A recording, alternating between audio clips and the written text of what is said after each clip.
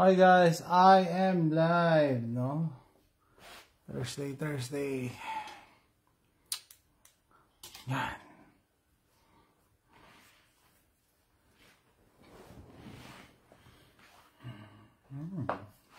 Okay ba?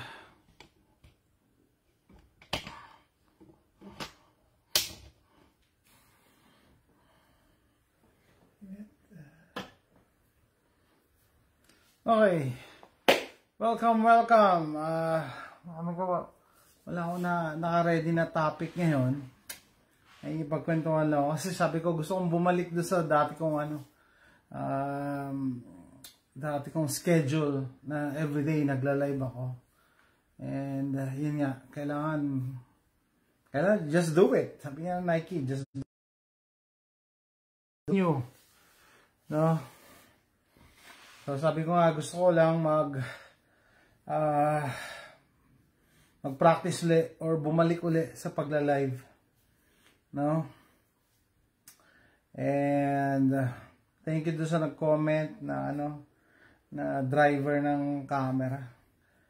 Kasi naisip ko baka mamaya nagka-problema yung camera dahil sa updates ng Chrome or ng PC.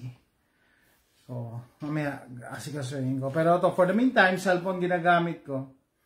No? Anong update sa akin? Minessage ko lang si Charles ng Philippine Ricochet line. Tinatanong ko kung available siya this Saturday. Mag-live kami sa Jose Rizal Adventures. Sabi ko, pag-usapan natin yung mga road rage, mga road rage incidents recently. And then yung mga gun crimes during gun ban. The moment na nag-gun ban sa Pilipinas, yun nga, meron agad binaril na barangay chairman. Anyway, so yun lang. Muna tayo. Ano pa ba? Ano pa ba mga topics gusto nyo pag-usapan? Muna tayo.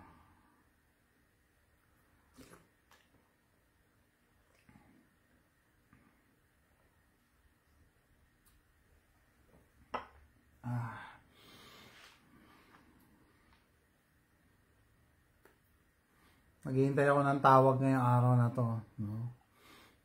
Sa dealership. Humihingi ako ng rental car. Signum Cruises is watching. Okay, thank you. Sabi ko, comment down below kung anong gusto yung pag-usapan natin and reaction.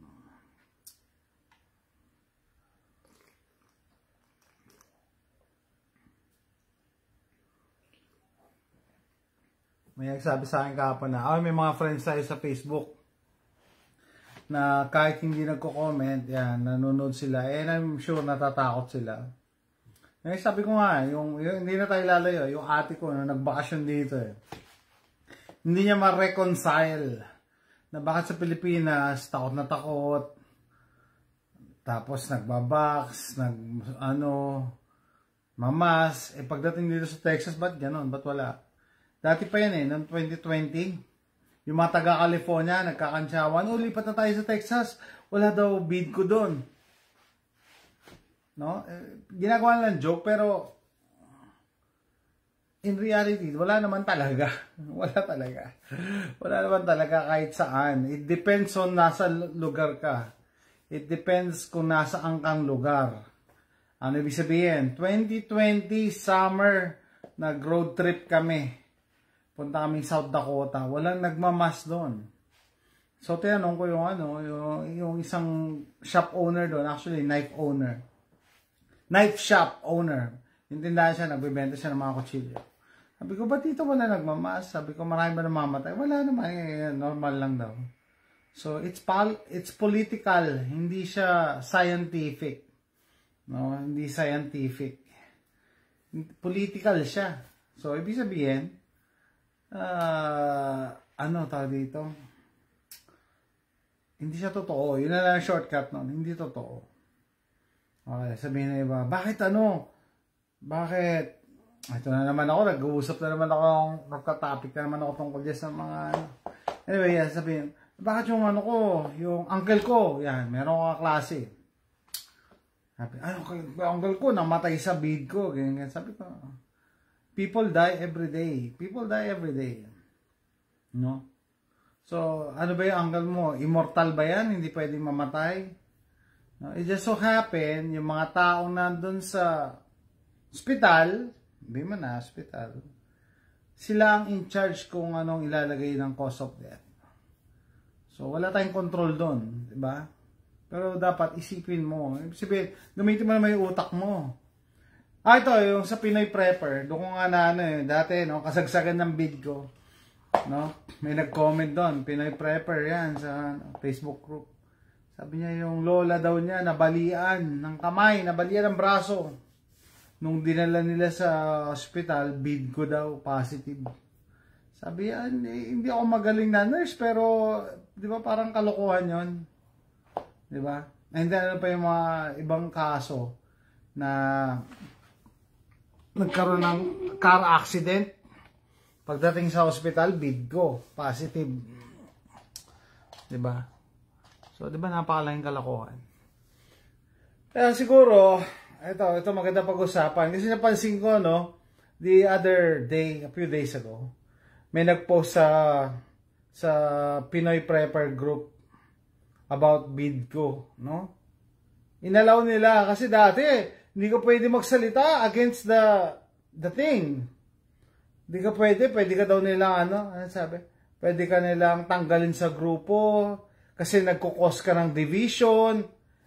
Nagkukos ka, ini-stir mo kasi yung yung group, 'di ba? Anong gusto mo? Makiayon ka, yun nga yung mention sheeple mentality. Sheeple mentality. Sunod ka na ng sunod, alam mo na nga may mali Obvious na nga may mali, hindi ka pa rin magsasalita. Kaya doon ako nagtataka sa yung mga gustong maging prepper.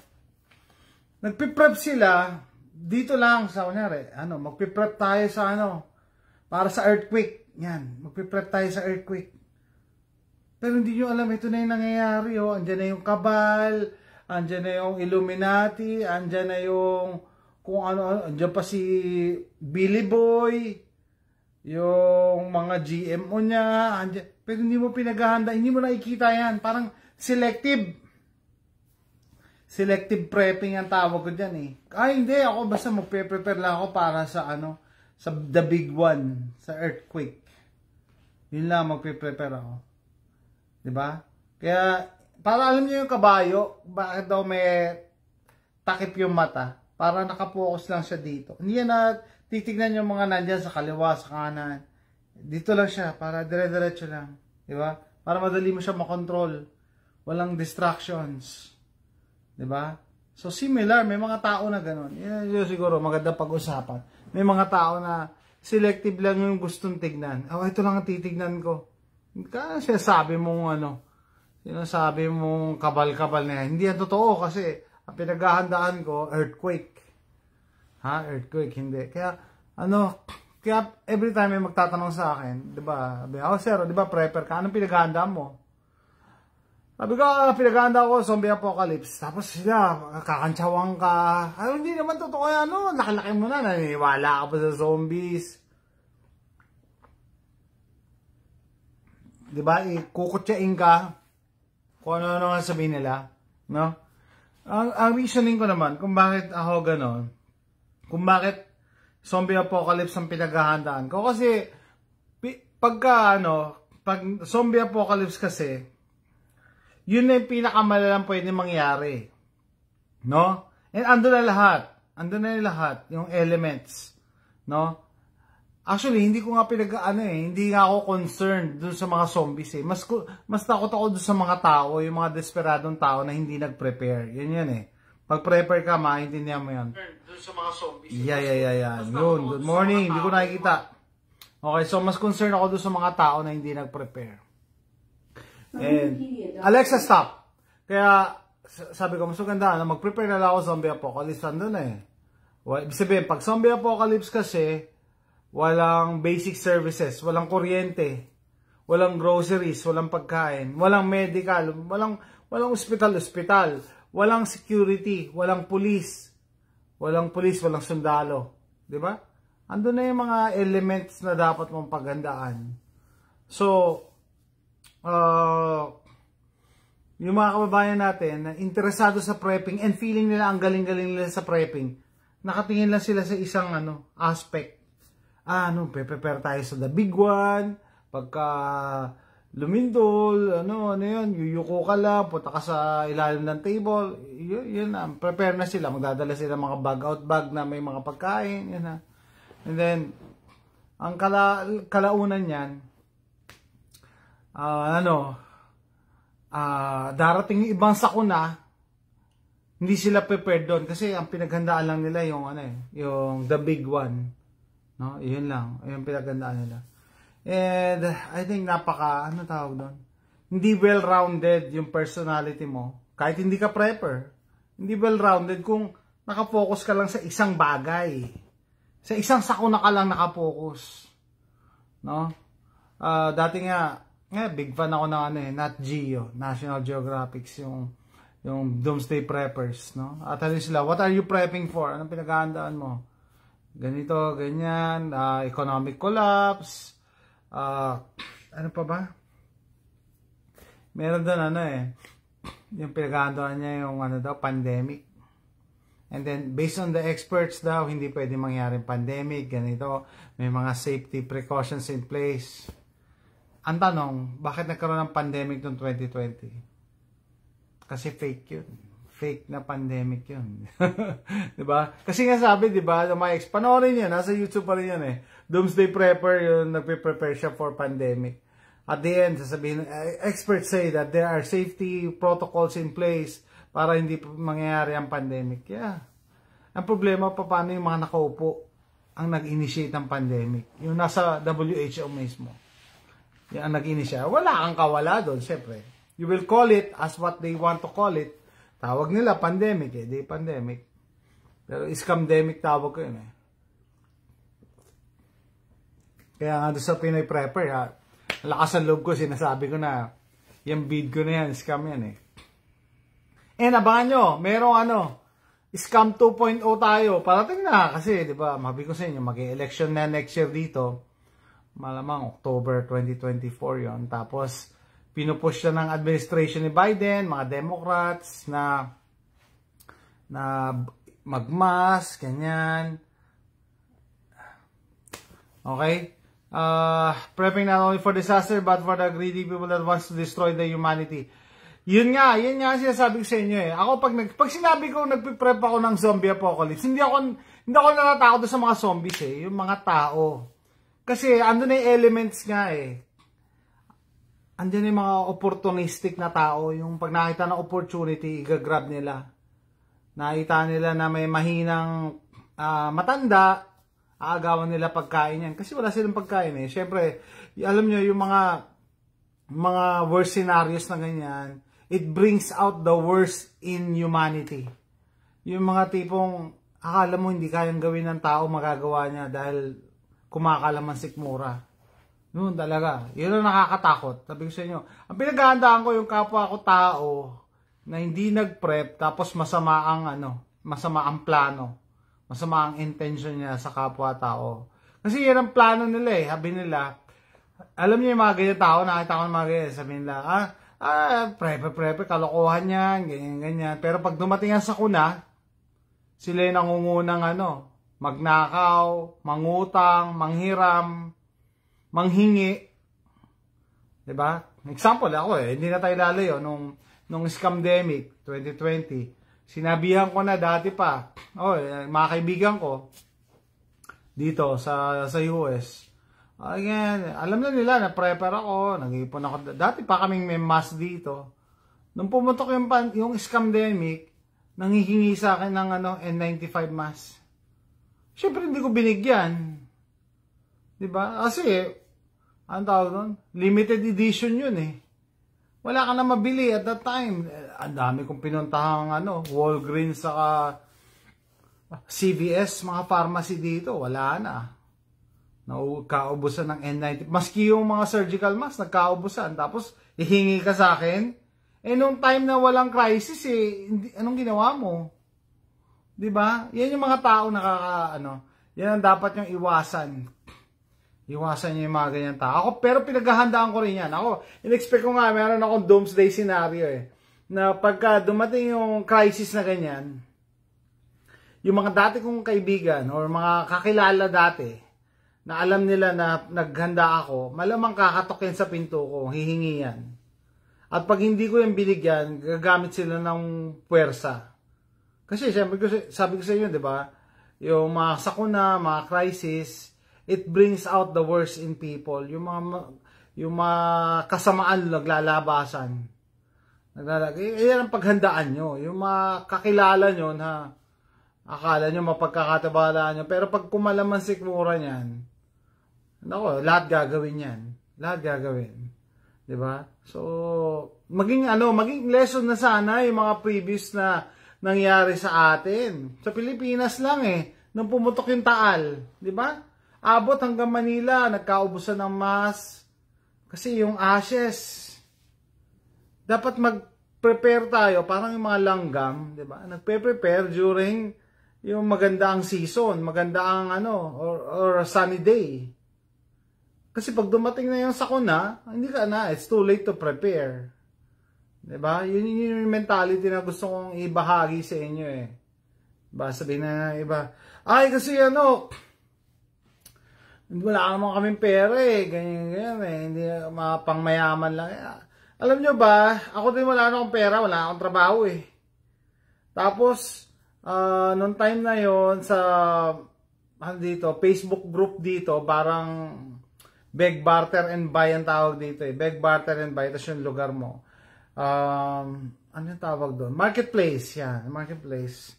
Pero specific dito sa area namin, may nag-post na namimigay siya ng kuzis. Libreng kuzis. Binibigay niya lang. Pinuntahan ko talaga. Kinuha ko. Sabi niya sa akin, anong gagawin mo dyan? Kuzis yung yung pinapatong dito sa drinks mo na neoprene. Sabi ko, tatahiin ko yan, gagawin ko mask. Gano'n, nagulat nga siya yung mga cover ng mga drinks, gagawin ko mask. Diba, gano'n, hindi naman, mali yung notion na pangmayaman lang ang paghahanda. Hindi. Pwede ka maghanda in your own way. Yun, nag-aabang na ako sa marketplace sa mga free. Kung may bibigay. Ano pa? Ang pinaka madaling i-prepare, lalo na sa Pilipinas, tubig. Handa kayo ng tubig. Yun ang irony. Nagtataka ako, pagka tag-ulan, namumblema sa baha. Pag tag-araw, kulang sa tubig. Di ba alam na natin yan na next year, cycle Cycle na The other day, in-empty ko yung drum na binili ko. Kung pinapollow nyo ako sa YouTube, Jose Rizal Adventures. Bumili ako dati ng 2 drum. Inipunan ko yun ng tubig ulan. Chinaga ko yun. Ginaganon ko talaga. Tatakbo pa ako. Hindi, medyo malayo pa Kuha akong balde.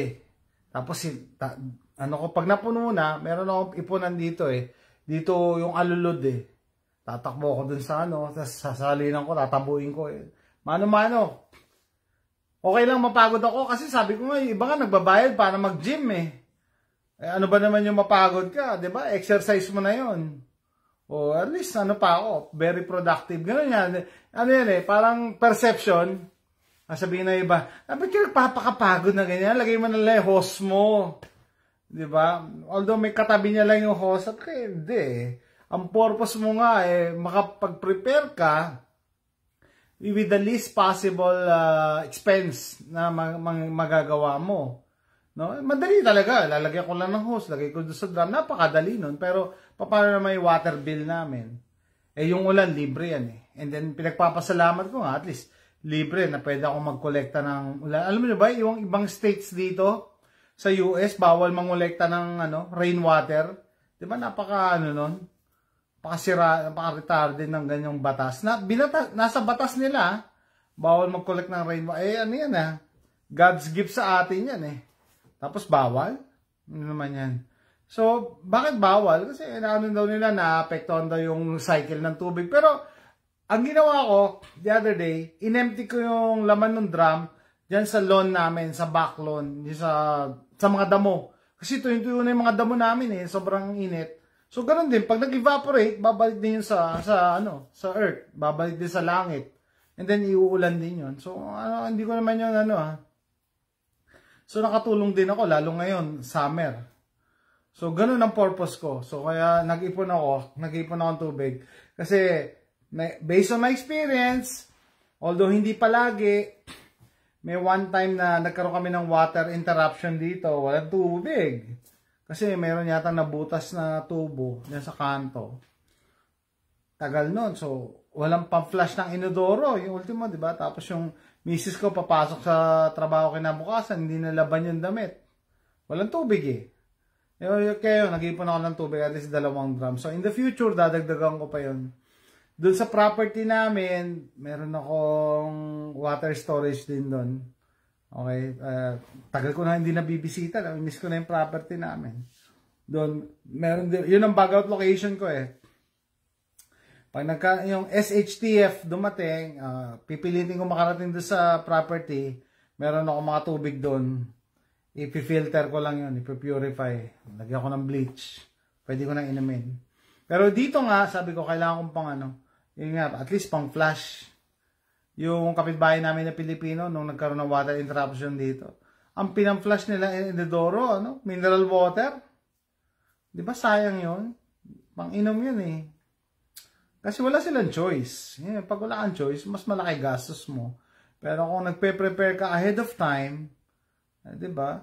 Yun ang essence ng prepping. Hindi yung kailangan malaking event bago mo magamit yung mga preps mo. Hindi. Kasi pag nasanay ka doon sa mga maliliit na crisis, mas prepared ka na sa bigger crisis. Kasama dyan, marami dyan. Siyempre, iba-iba yung takbo ng buhay. Sandali lang Malamang to. Hello? Yeah. Good morning.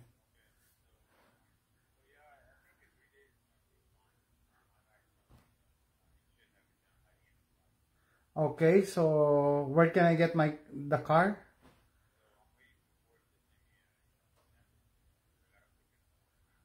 Yeah, no problem with that.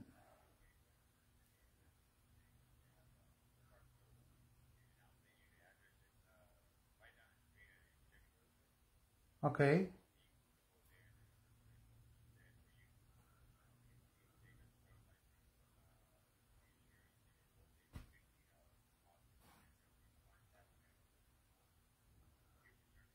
Okay. Okay. So you'll let me know when the car is ready? Okay. Okay. Thank you. Bye-bye. Okay. So yun yung yung Ford dealership na pinagdalan ko ng Explorer. Nakakabilib nga, pinag-usapan na yung misis ko. Kahapon. Sabi ko, oy, ang bilis ng nung Sterling McCall Ford.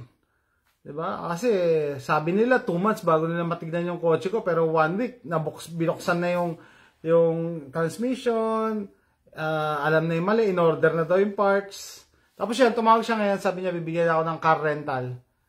Sabi niya bigyan ako, sagot daw ng Ford. Okay. Sabi daw, okay, kailangan bigyan ka namin ng dapat Ford din ang gamitin mo na na rental. Otherwise, hindi raw. Sabi ko, walang problema as long as may car.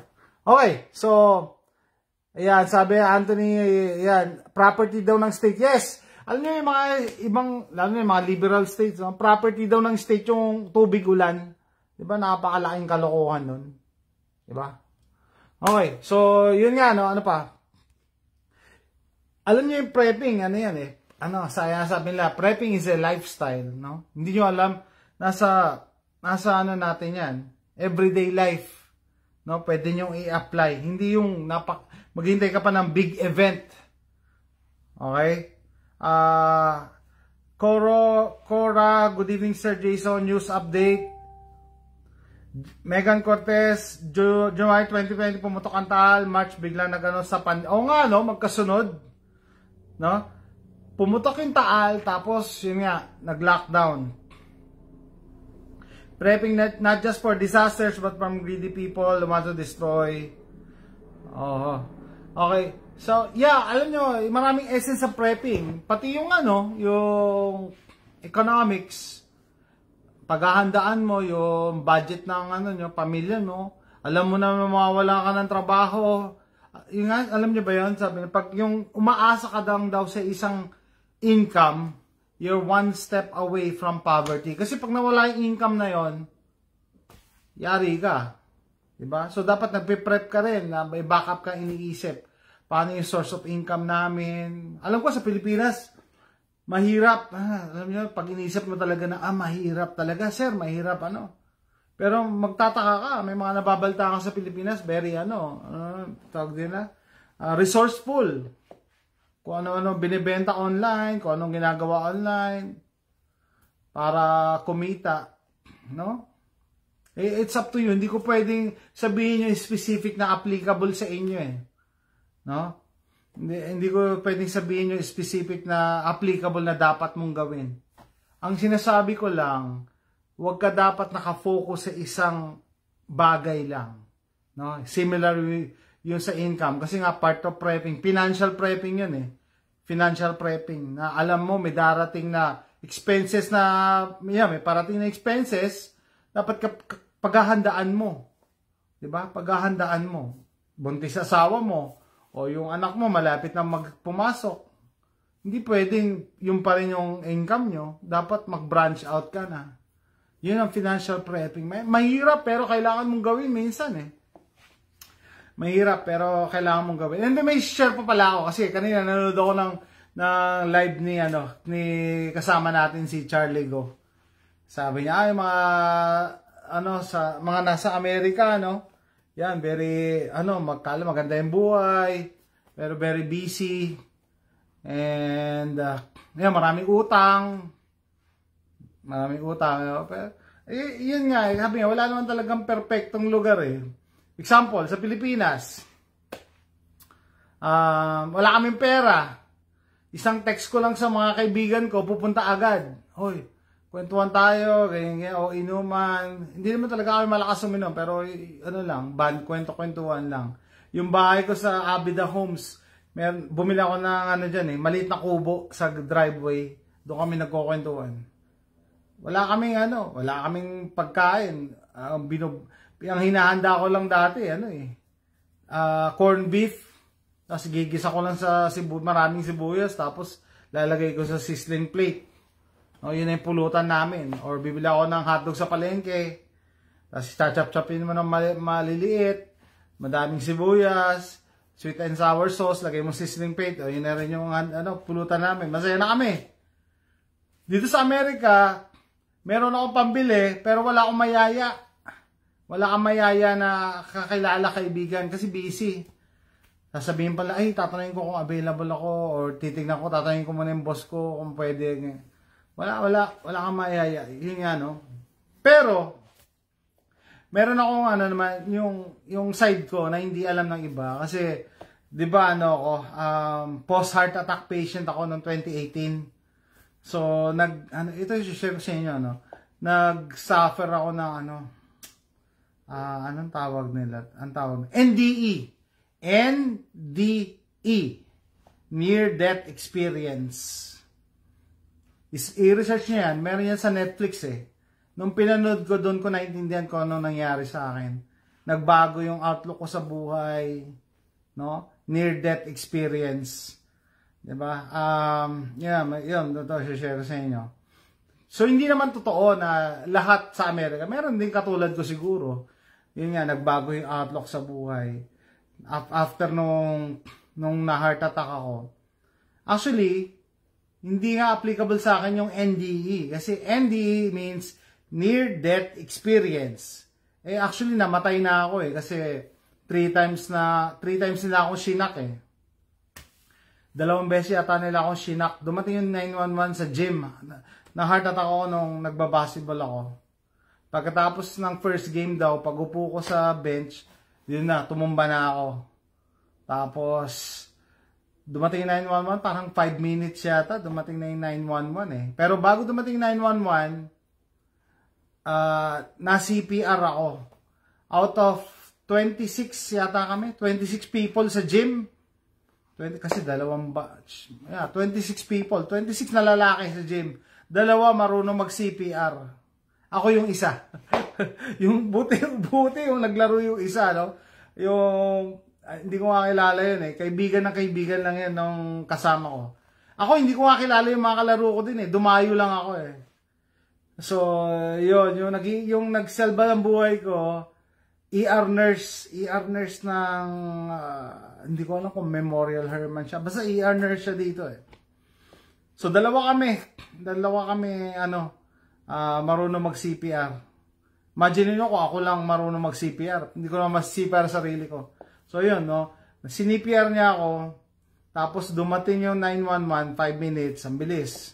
Bakit? Kasi ang lapit pala nung gym sa St. Luke's Hospital dito. Yun. Kaya nasalba nila ako. So, yun. 3 times ako shinak. 2 beses ako shinak sa gym. 1 beses sa ambulance. So, ibig sabihin, 3 times na tumigil yung heart ko. So, hindi talaga near death eh. Namatay talaga ako. Bumalik lang ako sa ano. Kaya, nagbago yung outlook ko sa buhay. Ito, share ko na lang. Maganda. Malamang, I don't know kung nakarinig na kayo ng ganito. Yun nga, near death experience. Yung mga tao daw na katulad ko, na nakaka-experience ng NDE, near death experience, nagbabago yung outlook sa buhay. Kasi, nung nagpapagaling ako noon, na ako noon, 1 month after ng heart attack ko, nag-message sa akin yung, ang tawag dito, FA, Facility Administrator ng dialysis clinic namin. Tinatanong niya, oy, kailan ka, when are you coming back? Ano yung Indian yun eh. Si Deepak. Yan, Indian yung manager namin sa clinic. When are you gonna come back? Sabi ko, I'll go tomorrow to the clinic. We'll talk. Sabi ko, pag-usapan namin yung pagbabalik ko. And then, nung the night before, bago ako pumunta sa clinic, parang nagkaroon ako ng realization na sabi kasi nung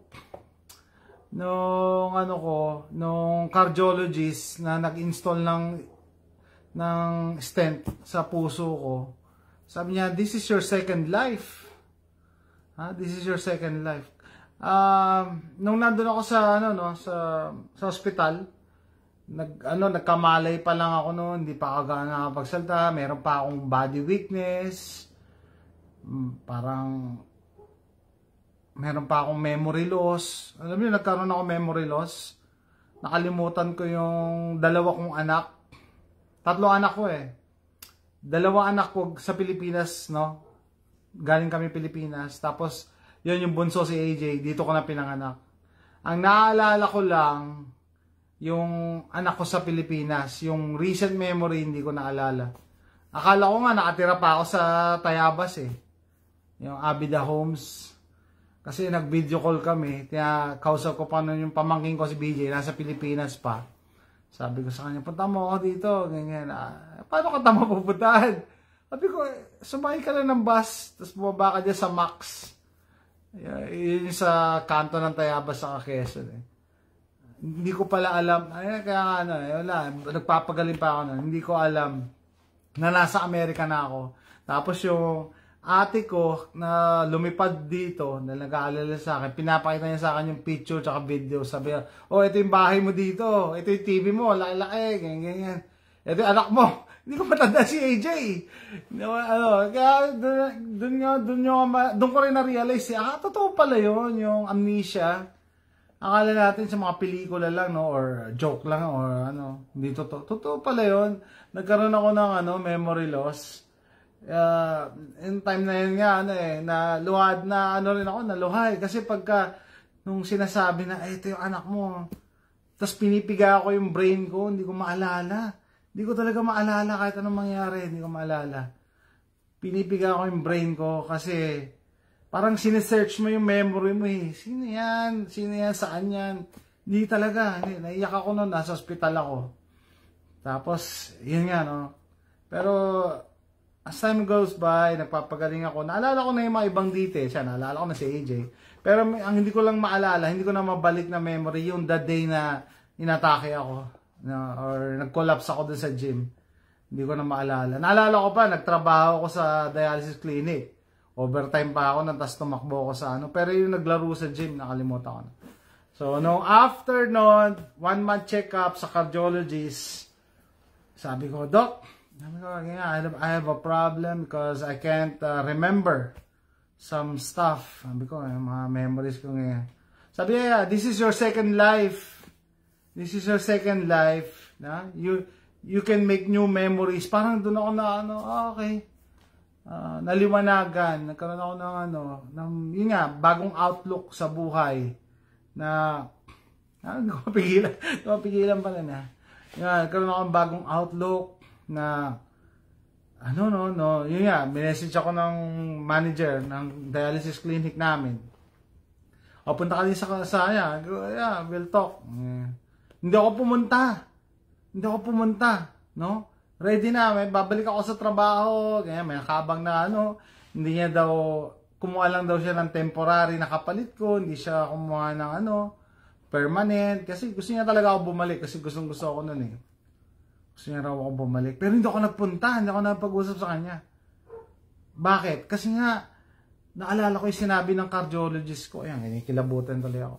Sabi niya, this is your second life. No? You can make new memories. Eh di sabi ko, second life po na pala to eh. Bakit ko gagawin uli yung dati kong ginagawa? Ha? Papakiharapan ko uli yung mga buwisit na pasyente yun. Ha? Mga buwisit na pasyente. Hindi na. So, yun. Nag-decide ako na hindi na ako babalik sa trabaho. Hindi ko na uli gagawin yung mga dati kong ginagawa. Kasi, what's the point na may bago kang buhay, no? May bago kang beginnings, tapos balik ka lang uli sa dati? Ay, hindi ko na gagawin yun. Kaya, 1 year after, nagpalakas ako, no? Ginawa ko, inakyat ko yung highest peak dito sa Texas, so, yung Guadalupe Mountains, inakyat ko, 8,750 feet. 8,751 feet yata yan. Inakyat ko, from the, parking lot hanggang sa bundok. Tapos, bumaba kami. Umalis kami sa campsite. Sa babaang campsite eh. Umalis kami mga 5:30. Madilim pa. Wala. 5 kami. Naglalakad na kami. Madilim pa. Inakyat namin. Tapos, yung kaibigan ko, yung kasama ko, hindi niya na-reach yung tuktok. Hindi niya na-reach yung peak, no? Nag-cramps na siya. Ako, inabot ko talaga yung peak. Okay? Inabot ko yung peak. Tapos, binalikan ko siya. Tapos bumaba kami. So, sabi ko sa inyo, before 6, nag-hike na kami sa bundok. Guadalupe Mountains. I-research nyo yan. Yan ang pinakamataas na lugar dito sa Texas. Gumo ang tawag. Gumo. Gumo, Guadalupe Mountains. So, before 6, nag-market na kami. Nag-hike na kami. Nakababa kami, alas 8 na ng gabi. Ganong katagal, inaabot namin. Tapos, kinabukasan, kinausap ko yung ranger, no? Sabi ko, I just realized, sabi ko paano pag may emergency? What if there's an emergency? Kasi, inatake lang ako sa puso, di ba? Wala, sabi nila, pag may emergency ka dyan sa taas, hindi kami makakapagpadala ng ATV dyan, kasi ang kipot ng daan pang tao lang Hindi rin kami makakalapag ng helicopter dyan kasi walang landing pad sa taas. Wala. Bibitbitin ka pababa dyan. Sabi ko, pag inatake ako dito, patay ako. Kasi imagine yung gano'ng katagal yung inabot. Diba?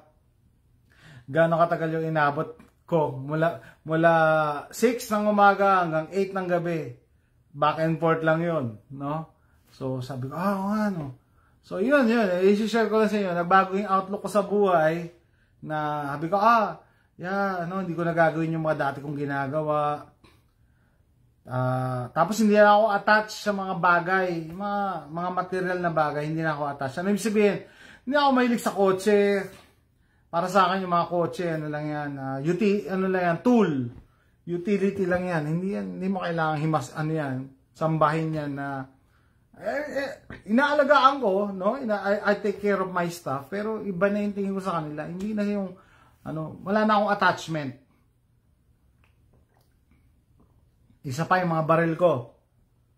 Kung pina-follow nyo ako sa YouTube, no, ang dami kong baril. Dati palagi ako sasabihin ng miss ko, ibenta mo na yan. Dati parang hindi ko kayang i-let go ngayon. Sabi ko, hindi, okay lang. Basta tama yung presyo, hindi palugi. Okay lang sa akin na ibenta. Nawala yung attachment ko sa mga bagay eh. No, wala na akong special na Ultimo nga, pag may nagtatanong sa akin anong favorite food mo? Hindi ko na rin maisip. Kasi, wala. Parang lahat na-appreciate ko. Hindi yung, eto lang talaga ang gusto ko. Wala na akong ganong attachment eh. Diba? Ano pa? Yan, yung mga bagay, yung mga baril. Pagtatanong ako, anong pinaka-paborito mong baril? Wala na rin ako masabi na, kasi parang pare-pares na yung mga baril ko eh. O yan, magaganda. Meron specific na iba-iba yung qualities nila. Pero, hindi na ako yung katulad dati na, ay, ganda-ganda ako. Palagi ko tinitignan, pinupunasan.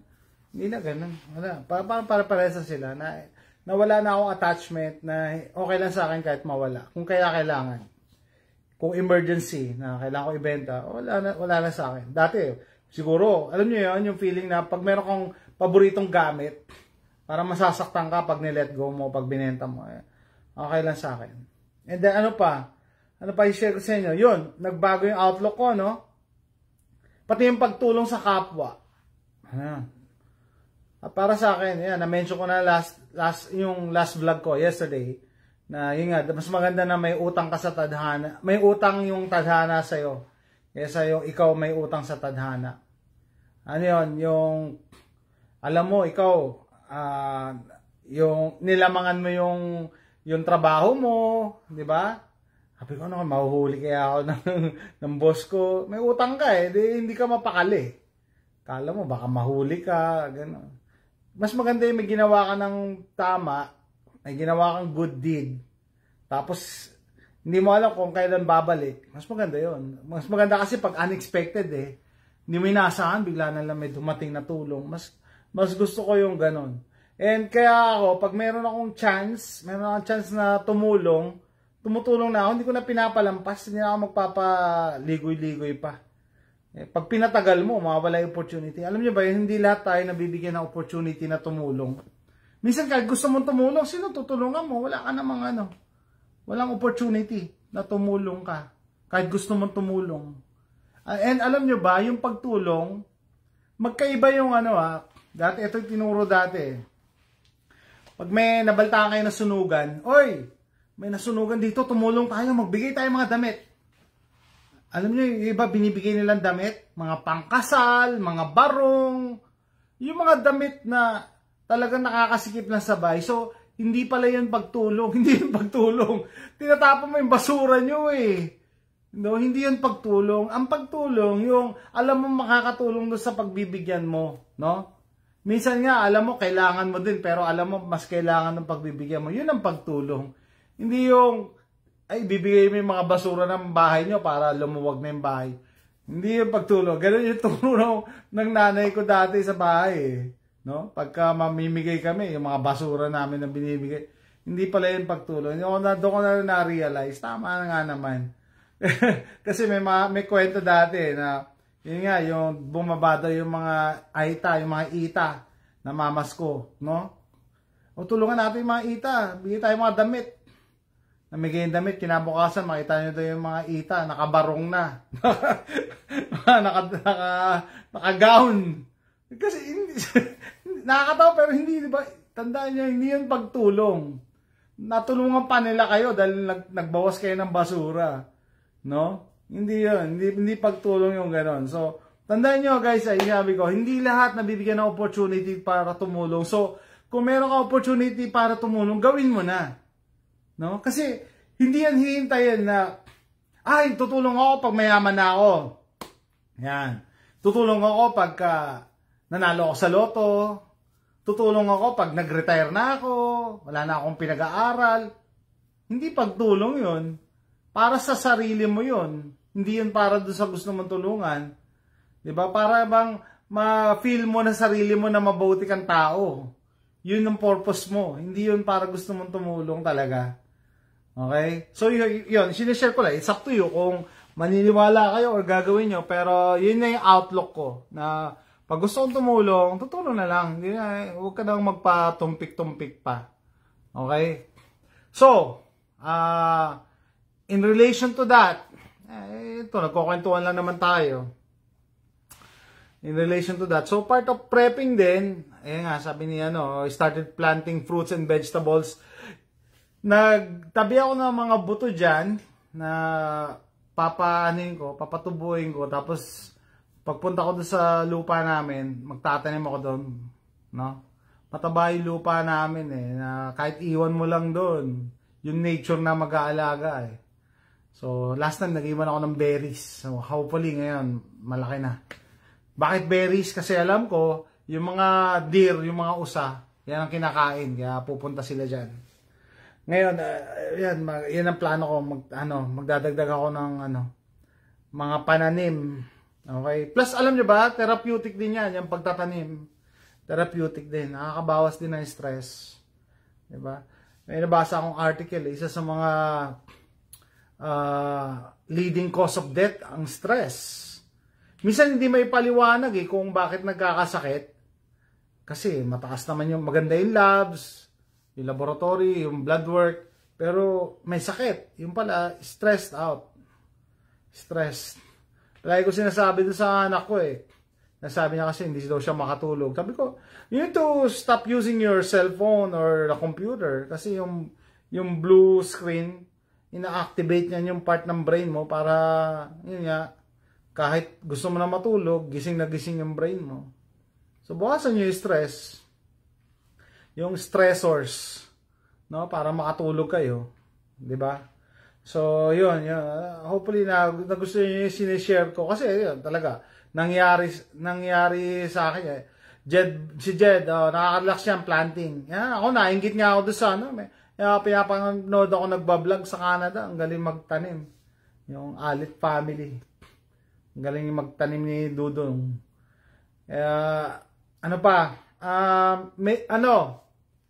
Find a hobby. Magkaroon kayo ng hobby. Hindi hobby na husband, Hobby. Yung mapaglilibangan nyo. Panlaban sa stress. Kasi, minsan hindi nyo alam, stress lang talaga ang problema nyo No? Stress kayo sa trabaho, stress walang pera, stress sa biyahe, stress sa traffic, stress sa kaibigan, stress sa asawa. Puro stress Dapat meron kang hobby. No? Dapat yung para kang may break yung attention mo na palagi ito inisip ko yung problema. It's a matter of outlook.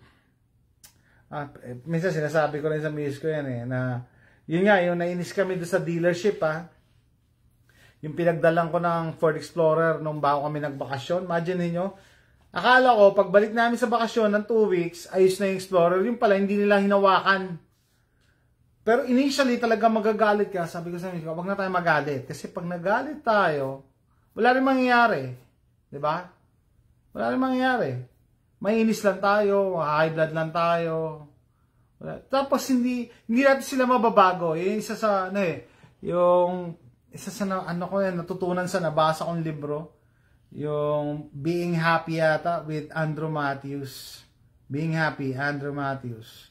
You cannot change other people except yourself. Yung hindi mo pwedeng baguhin yung ibang tao. Ang mababago ko lang yung sarili ko.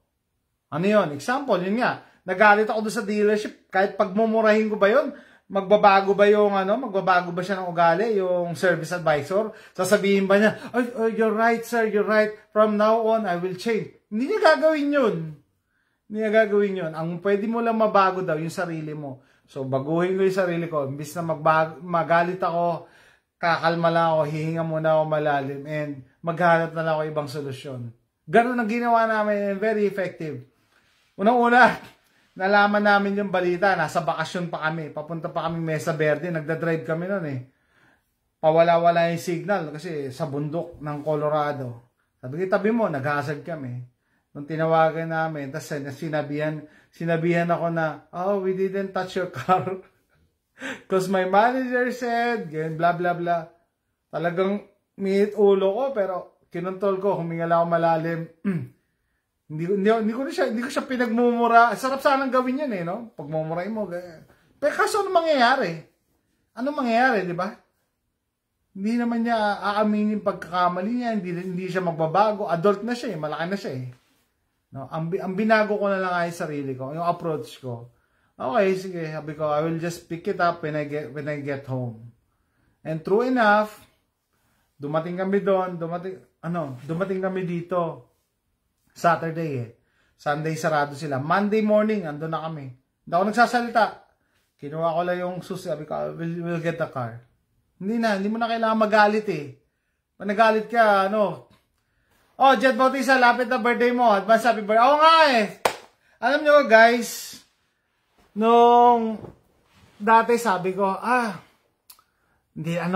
nung sumampay yata ako ng 40, sabi ko, hindi na ako magse-celebrate. Pinako ko na yung edad ko sa 40. Sabi ko, hindi na ako magse-celebrate ng birthday, ganyan. Meron din kasi akong kwento nung kabataan ko. Nung kabataan ko, lumaki ako dyan sa Barangay Tatalon. Kung hindi nakakalam, sa gitna siya ng E. Rodriguez at saka Quezon Avenue. Malapit sa kabila namin. E. Rodriguez, Quezon Avenue, Banawe. Andito kami sa gitna, Barangay Tatalon. Yan sa BMA Street. Lumaki ako, elementary, high school hanggang college. Lumaki ako, batang palengke ako. Nagtitinda kami ng tsinelas diyan sa palengke. Tapos katabi ng tsinelasan namin, tindahan naman ng lola ko, dry goods, mga bigas, mantika, gaas, bihon, kung ano-ano. NFA yung kanto namin. Sa NFA yung kanto. QI, NFA, lakad lang ng konti. Mga pang-5 kanto, bahay namin. Anyway, doon pa rin yung bahay namin. Ano ko lang kasi sinabi ni Jed yung birthday ko Lumaki ako na nagpapalengke. So, pag uwi galing sa school, punta na sa palengke. Tutulong ka na doon magtinda, magsara. Ako taga-sara Tapos, hanggang mag-college imagine niyo, hanggang nag-nursing ako sa FEU. Taga-sara ako ng tindahan namin. Tapos, pag bakasyon, tumutulong kami, or holiday, tumutulong kami sa tindahan ng lola ko. Nagre-repa kami ng asukal, yung mga bihon, gaas, nagtatakal ako. Kukwento ko lang. Ganyan ang buhay ko. Kasi, yung iba hindi naniniwala Sure, hindi hindi ako naniniwala na taga-palengke ka. Hindi, taga-palengke talaga. Lumaki ako dyan Lumaki ako sa palengke Tamasco Market. Hindi ko nga alam kung piyalta na nila yung pangalan. Anyway, kaya ko lang nakwento kasi yung buhay namin ganon, mahirap kami. Hindi ko rin magsisi magulang ko lalo na yung nanay ko kasi nagsusumikap talaga. Ang hirap talaga mabuhay sa Pilipinas Ang hirap maging mahirap. Alam niyo yun? Alam ko yan. Kaya pag mahirap ka, ang hirap umangat Ang hirap. Unlike yung mga mayayaman, madali sila mag-venture out. Magtayo pa tayo ng isa pang branch, mag-business tayo ng ganito. Kasi meron na silang pera, mayaman sila. Pero kung nando ka sa ilalim, ang hirap maging mahirap talaga. So share ko lang, Kaya meron din akong bad experience sa pag-celebrate ng birthday. Kasi kami, mahirap lang kami, hindi kami naghahanda. Tapos, minsan nakalimutan pa ng nanay ko na birthday ko pala. Bata pa lang ako, nakalimutan. Minsan maiyak-iyak ako Pero syempre, kailangan mong malampasan yun Nakalimutan. Nakalimutan ng nanay ko, birthday ko. Nagsara kami ng tindahan, naglalakad kami pa uwi, gabi na. Doon pa lang naalala ng nanay ko na birthday ko pala. Imagine yun, hindi ko makalimutan yun. Tapos, ang ginagawa lang ng nanay ko, totoo, mahirap yung magsisikap ka talaga dito. Magsikap ka. Yan talaga. Ang ginagawa lang ng mami ko, pag birthday mo, bibigyan ka lang niya 100. Yun na yun. Yun na yung birthday mo. Yun na ang birthday. Sabi ka, wala eh. Wala kang magagawa eh. Pero, imbis na magalit ka, imbis na magmukmuk ka, mag self-pity ka, ang key dyan is maghanap ka ng ways para umangat. Yung sabi, hindi ko pwedeng sabihin kung ano yung specific na gagawin nyo. You need to rise above it. Kailangan lampasan nyo. Kasi ako, ganyan din ako eh. Natutulog ako dati, sama ng loob ko eh. Natutulog kami sa sahig, sa salas. Na pag oras na ng tulugan, maglalatag na kami ng banig dyan sa tatalon. Tapos magkakatabi kami. Sa uluhan namin, yung CR. CR namin. Yung CR namin, nanay ko, pag nagsi-CR, hindi pa binubuksan yung ilaw ng CR. Kasi nagtitipid sa kuryente. Ganon kami kahirap. Eh, yun lang. Masarap lang pag-usapan, no? Para sa, hopefully, maka-inspire ng iba. Kaya, yan, pinagdaanan ko rin. Baka sabihin nyo, nangangaral ako ng hindi ko naman, pinagdaanan mo yan. Pag kami kakain, tag-iisa ka lang kami ng hotdog. Dati. Sabi nung kasama ko si CI sa Lucena, St. Anne College si Sir Jerry. Sir, buti nga kayo, hotdog kinakain nyo, kami, toyo eh. Well, sa Pilipinas kasi, sa Manila kasi, kahit pa paano accessible, pero yun lang, tag-iisang piraso lang kami. Kahit gutom ka pa, wala na. Yun na, isang pirasong hotdog ka lang eh. Or minsan dinner, sabi namin, anong kakain natin? Wala, magluto ka itlog. Itlog kinakain namin sa gabi, tag-iisang itlog lang. Ganun lang.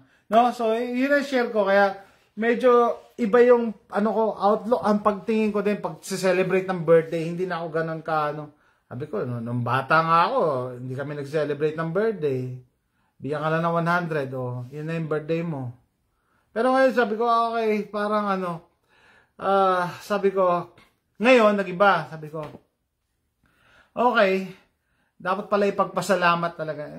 Nagising din ako na dapat pala, regardless na kahit pangit yung pinagdaanan mo nung nakaraan, no? Dapat i-celebrate mo rin yung yung birthday mo eh. Dapat mo maging masaya eh. Dapat ka maging masaya. Kasi nga sabi ko sa inyo, 'di ba? 2018 na heart attack ako. Ngayon 2023 na. So dapat talaga i-celebrate mo yung life, eh, no? Celebration of life. Alam niyo ba nung nandoon ako sa ospital, nung nagkamalay pa lang ako doon, may bumisita sa amin na naka-coat.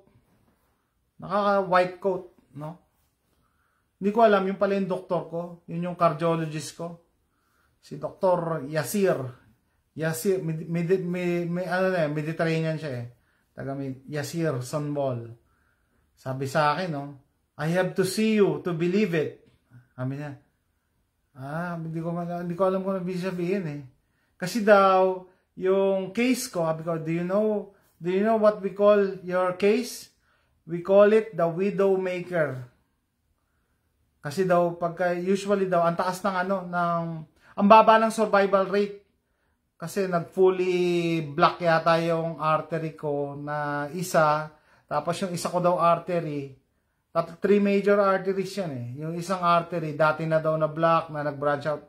Hindi ko na, ayokong painggan eh. Para kasing masakit para sa akin. Yung misis ko nung explanation ng doktor eh. Hindi daw siya makapaniwala na nag-survive ako. No? Hindi siya makapaniwala. Kaya pinuntahan niya ako sa recovery room.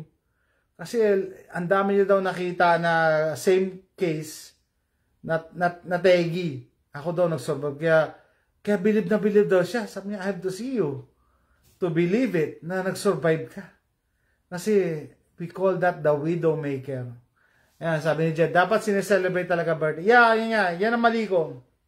Kasi hindi yun na naman ako masisi. Kasi nga, yung childhood ko, ganyan kami. Lumaki kami ng mahirap talaga. Kaya, hindi ako masaya pag nagbe-birthday. Naalala ko pa yun, nagbe-birthday ako na, Pero ngayon, nag-iba din yung outlook ko. Dapat pala maging masaya tayo. Minsan yung mga bagay na tinitake for granted mo, ma-realize mo lang na special yan pag nawala eh. Kaya sabi ko sa inyo, nung nag-survive ako, nag-iba na talaga yung outlook ko. Oo nga, tama. hindi mo talaga alam eh. Hindi mo alam. And eto pa, no? Nung na-heart attack ako, walang nakakaalam, maski ako, hindi ko alam na ma-heart attack ako. Akala ko healthy ako eh. Kasi, ang lakas-lakas ko, weekly, nagbabasketball ako. Kung hindi ako nagbabasketball, nag-gym, nagbabike ako, nag-hike, ano pa, nagka-camping, outdoors. Hindi sedentary yung lifestyle ko. Akala ko talaga, invincible ako eh. Diba? Tsaka hindi naman ako ganun kataba. Diba? Na bigla akong, just like that. Sabi ni Lord, tumba ka. Tumba ako. Basketball. No? So, hindi mo alam eh. Kaya, sabi nung, may mga ba nagtatanong, wala ka ba nararamdaman before that? Di ka ba nahihirapan Hindi nga, sabi ko, nagpa-basketball ako regularly. Walang palya. Every week. Tapos nagbabike pa kami. Nung nasa Lucena ako, 2 beses pa kami mag-basketball dyan. Tuesday and Thursday. Tapos Saturday, nagsuswimming pa kami. Tapos Sunday, nagbabike. Nabubisit na nga yung misis ko dati. Sabi, ano ka? Richard Gomez? Ang dami mo activities Pero imagine niyo, ibig sabihin, ang gusto ko sabihin, hindi sedentary yung lifestyle ko. And just like that, tumba ako. Diba? Kaya hindi pa ka panimala iba, ini-interview ako palagi. Wala ka ba nararamdaman? Nahihilo ka ba? Nahihirapan Hindi. Nagbabasketball nga ako eh. Kung may nararamdaman ako, hindi ako magbabasketball. Hindi ako lalabas ng bahay, hilata lang ako. Hindi, lakas ko nga eh. Nakaka-4 na games nga ako eh. Diba? Para sa akin, milestone na yun eh. Hindi basta-basta makalimang game, diba? So, yun. So, hopefully, ma-inspire ko yung iba.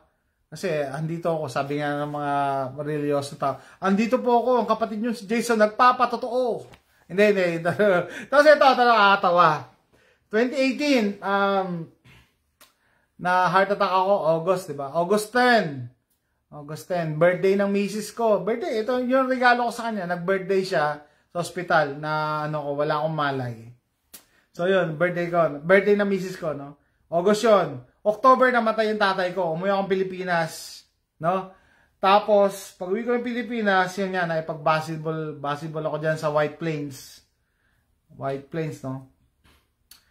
Kasi kami, may na-meet akong mga Christians. Mga Christians sila, nagdadasal pa bago mag-basketball. So, ito nakakatawa eh. Nung last game namin, yung last game ko sa kanila, malapit na ako umuwi nun eh, sa US. Malapit na ako bumalik sa US. Sabi nag-form kami ng circle sa labas ng gym. Nag-pray. Yung kasama natin si Jason, ganyan, baka may gustong i-share. Nag-sharing pa ako, ganito ako dati, ganyan. Tapos pag-away kami, pagsuntukan ako. Sabi nga, kaya katsaman ako ng kapatid ko eh. Yan si kuya, nag-sharing pa, tapos pagsuntukan naman pala. Kasi ibang kwento naman yun. Yung bunso namin kapatid, sinuntok sa likod eh. Alam naman, panoorin mo lang, instinct eh. Anyway, so yun nangyari sa akin, So yun nga, sabi ni kaibigan natin si Jed, malapit na yung birthday ko. Yeah. Ko rin. Magla-live din ako, ano pa? Yan, so dapat sineselebrate natin kahit na dito. Kahit hindi magarbo yung celebration, kahit hindi magandang magarbo, kahit hindi magarbo, hindi natin kailangan mag-celebrate sa Manila Hotel, magpa-buffet ka sa Vikings. Hindi naman kailangan eh. Yung talaga yung mindset mo eh. Kasi naalala ko yan eh, na may dumating na yung time na depressed naman ako. Yung misis ko kahit bumili ng mga pagkain, may regalo, parang wala rin sa akin. Wala lang sa akin. So, yun nga eh, nasa outlook mo pala yan, kahit isang cupcake lang, kung talagang masaya ka, di ba? Ano pa? Kung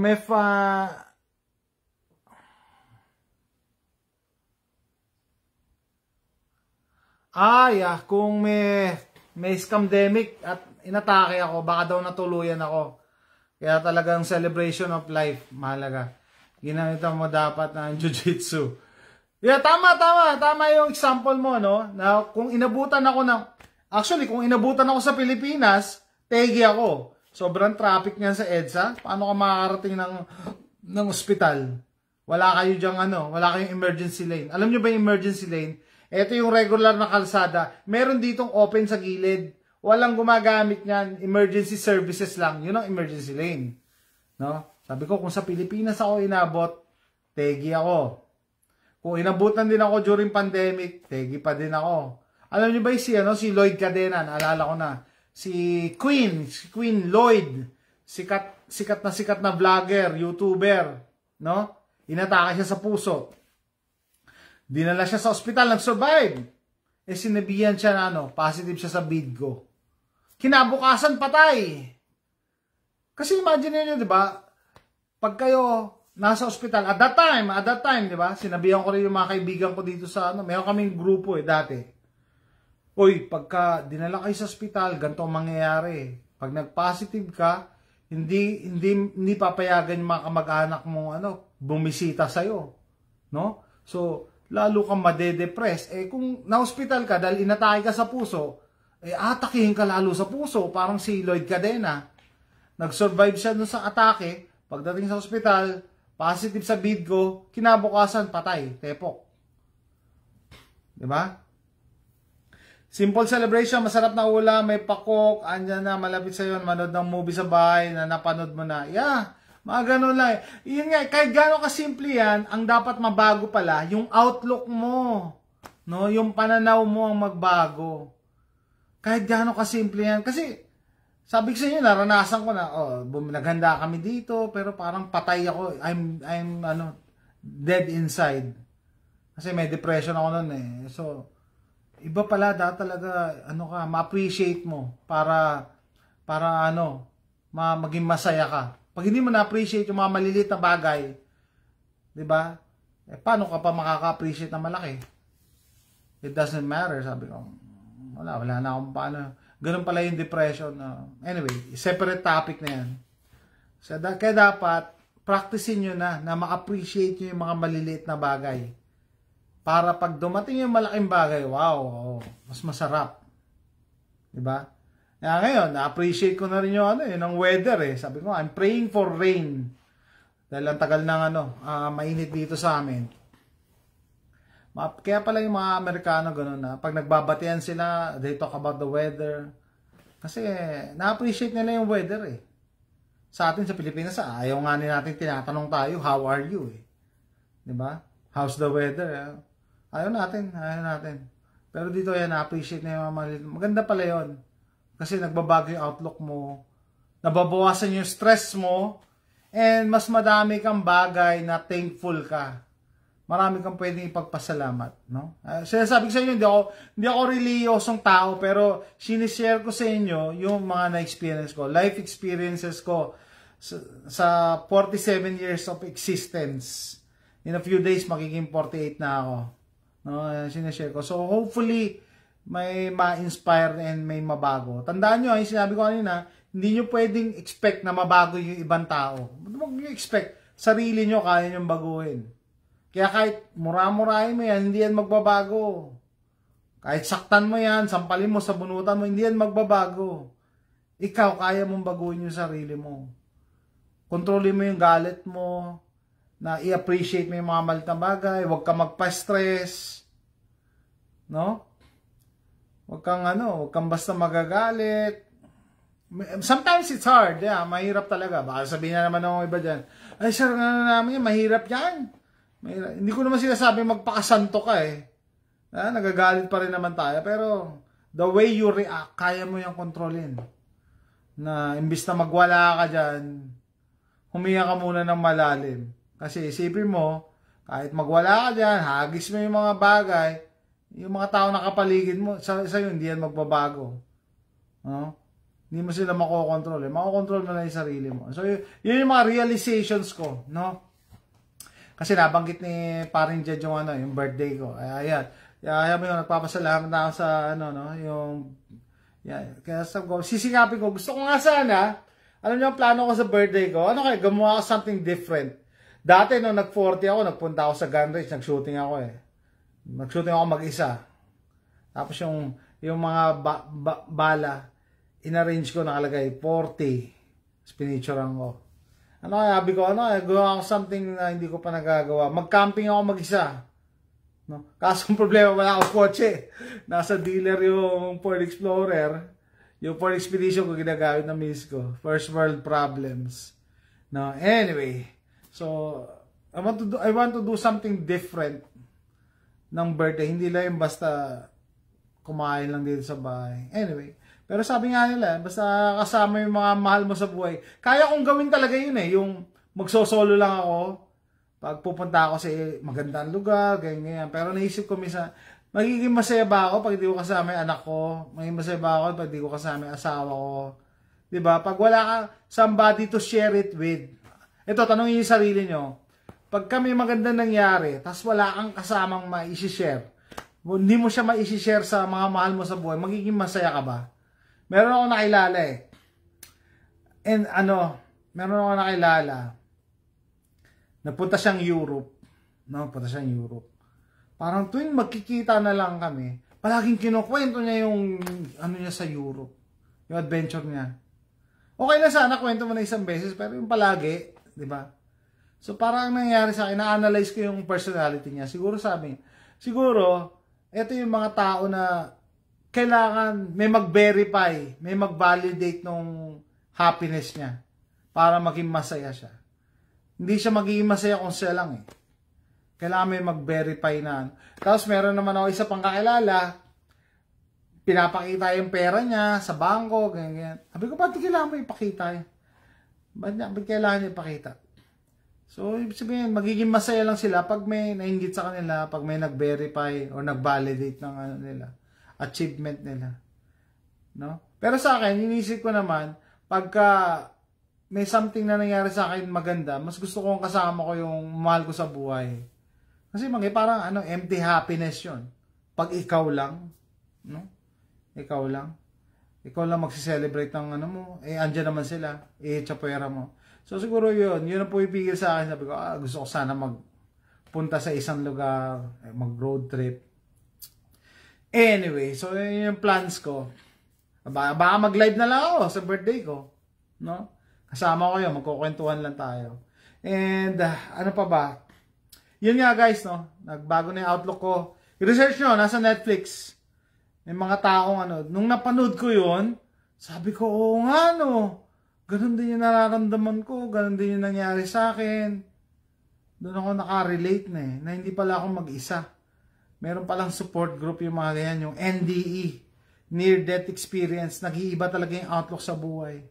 Akala ng iba, may depresya kami. Akala nila may something sa amin. Hindi nila alam, nagbago lang yung pananaw namin. Nagbago yung outlook namin sa buhay. Nawala yung attachment namin sa mga bagay. Mga ganun. Yung ate ko nga nung nagbakasyon siya rito, tinatanong niya ako, ang laki kasi ng jackpot sa loto. Sabi niya sa akin, ano gagawin mo pag nanalo ka sa loto? Ganyan. Sabi ko, siguro, bibili ako ng lupa, ganyan, property. Wala kang gustong biling sasakyan? Sabi ko, para sa akin yung mga sasakyan, parang pare-parehas na lang eh. Parang pare-parehas lang. Sabi, ako kasi, ate ko may sasakyan yun. Ako, mayroon akong dream car, ganyan. Ang sa akin, yan, pagka ito, bago ako magtapos, may mga naririnig ako ganyang sinasabi. Ito yung dream car ko. Okay? Ano pa? Yan yung dream destination ko. Yan yung pangarap kong Yung dati na balita, yung pinakauna dyan sa Pilipinas na bumili ng iPhone, latest na iPhone. Talagang proud na proud siya. Ganyan. Hindi raw siya kumakain para makabili lang ng iPhone na 14 ba yun, nung bagong labas. Alam niyo ba ginagamit ko cellphone? Use lang, bumibili lang ako sa eBay. Ito, Motorola. Alam mo to ko na yan ito eh. Tapos itong isa yung ginagamit ko Samsung Galaxy S20. Binili ko din yan used sa eBay. Ganda ng camera niya kaya. Ayan. Ginagamit ko lang yan pang video. Pero hindi ako bibili ng brand new. Hindi rin ako bibili ng iPhone. Para sa akin, scam ang iPhone eh. Yeah, maganda yung features niya, pero kailangan mo ba talaga? Kailangan mo ba talaga sa buhay mo yan? Tapos limited ang storage. Well, anyway, kanya-kanya yan eh. May pera ka. Pero yun, no? Yung lalaki, panoorin nyo kung napanood nyo. Talaga yung sweldo o status na appreciate ko, hindi yung capacity ko to resolve building issues which people do not actually see. Hindi naman, yung katulad na no, yung napanood ko, na yung lalaki proud na proud siya, nakakabili siya ang pinakaunang nakapila doon, yung iPhone 14 ba yun? Binalita pa. Ito daw talaga ang pangarap ko. Sabi ko, pag na-achieve mo na yung pangarap mo, pwede ka na mamatay. Napakababaw naman pagka yung ultimate goal mo is, or ultimate dream mo is, naka-attach lang sa isang bagay. Lalo na sa cellphone, napakababaw naman. So, pag nabili mo yan, pwede ka na mamatay. Yun ba yun? Or pag nakapunta ka dyan sa dream destination mo, pwede ka na mamatay. Pag nabili mo yung dream car mo, pwede ka na mamatay. Diba? Parang masyado yung inaangat sa pedestal yung mga material na bagay na yan. Kasi at the end of the day, pag na-reach nyo yan, pag nabili nyo yan, darating yung realization na maluluma din yan, masisira din yan. So ano nangyari sa pangarap mo? Ano nangyari sa dream mo? Diba? Yan ang mahirap pagka yung goal mo naka-attach lang sa mga material na bagay. Kasi yung mga material na bagay nasisira, naluluma. Meron pa ako na-meet na feeling ko napaka-ipokrito niya eh. Kasi sabi, kasi nagpa-practice na kami ng minimalism, ganyan-ganyan. Yung walang attachment sa mga bagay. Ha, talaga? Bakit mo pinangalanan yung kotse? Yung kotse nila, pinapangalanan nila. Yan ang unang-unang tandaan nyo. Huwag nyo lalagyan ng pangalan, huwag nyo bibigyan ng pangalan yung kotse nyo.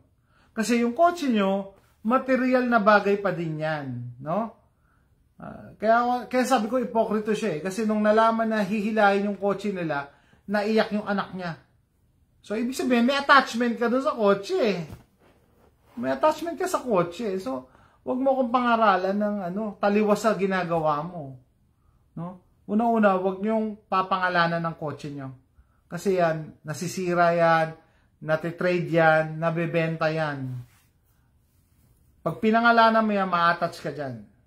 Mga bagay, mga material na bagay, lalo na yung kotse, yung nalagyan ng pangalan. Ha? Ano pa? Kung talagang gusto mo maging masaya, dapat maging detached ka sa mga material na bagay. Detach. Yung wala kang dyan, special connection. Kasi nga, nasisira yan, nawawala, ninanakaw. So, pag nawala yan, nawala na din yung happiness mo. Ninakaw na din yung happiness mo. Nasira na din yung happiness mo. So, yun, pahapyaw na sinabi ko, no? Hindi ako expert. It's up to you kung maniwala kayo sa sinishare ko. Pero ito, based on my experience. Yung iba, they spent their whole life in pursuit of happiness. Diba? Yung pelikula nga ni Will Smith, The Pursuit of Happiness. Paano mo daw? How did you know that happiness is being pursued? Talagang hinahanap. Hindi yan pwedeng i-deliver lang sa'yo. Ha? Paano mo mahahanap? Diba? Kung mali yung paraan mo, mali yung pananaw mo. No? Panoorin nyo yun, yung video nung lalaking nauna sa iPhone 14 ba yun o iPhone 13. Tuwan-tuwa siya. Halos hindi raw siya kumain, pinangutang. So sabi ko, pwede ka na mamatay pag nakabili ka ng iPhone 14? Tanongin niyo yung sarili nyo. No? And sabi ko nga, lang naman to eh. Sharing ko lang sa inyo based on my experiences. No? Hopefully may makuha kayo dito sa share ko. Kasi ito yung mga bagay na hindi nyo basta napapanood, hindi nababasa. And kasi it worked for me. Hopefully, it will work for you. No? Magkaano kasi yan eh. Magkasama eh. Hand in hand. Pagka masaya ka, mas less ang stress mo. Mas less ang chances na magkasakit ka. Meron nga ako nababalitaan eh. No? Yung cause ng illness nila talaga stress. Ang cancer nila stress. Walang history. Kumakain ng healthy. Nag-gym palagi. Tapos nagka-cancer. Kasi yung stress. Napaka ano pala ng stress na yan. Hindi mo alam kung ano gagawin sa katawan mo. No? Anyway. So that's it. Tatapusin ko na yung live stream na to. Hopefully may natutunan kayo or na-entertain man lamang kayo. And see you next time. Bye.